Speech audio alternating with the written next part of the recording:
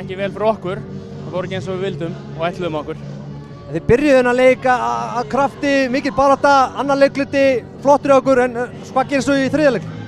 Við byrjum þriðja leikluta mjög vel, við komum okkur í 8 stig yfir og síðan frjósum við og verðum, ég held bara að hugsa svo mikið um stigatöfluna og það sem við ætluðum okkur gekk ekki alveg upp og það voru svona... Hvað var það sem þið ætluðum? Við ætluðum okkur til dæmis meiri hluti í frákostum, þær fóru illa með okkur í frákostum. Við ætlum okkur að taka miklu meira frákostum, þær eru með 17 sóknarfrákost. Það er bara rosalega dýrt. Þú sér það eru 17 auka skot og oft mjög háprósent skot. Við ætlum líka að spila mun betri vörn.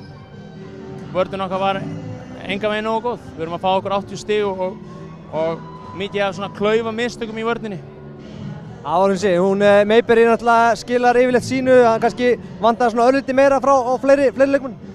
Já, Tí var frábær í fyrsta leikluta, bar okkur alveg uppi og var svona smá stress í okkar liði en síðan tóku hinna við og spiluðu ágætlega það sem eftir var leiks en bara svona mikið af litlum mistökum í vörninni og sem kostar okkur bara leikinn.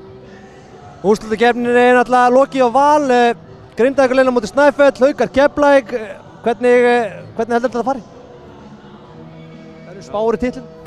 Snæfell er náttúrulega búið að vera alveg feikilega sterkar í vetur og það er hljóta að vera sigurstranglegastar en það er einhvern veginn, það getur allt gerst auðvitað og þannig að það er hljóta að vera sigurstranglegastar. Herru, Ágúst, það er það bara ári, gangið vel og takk fyrir.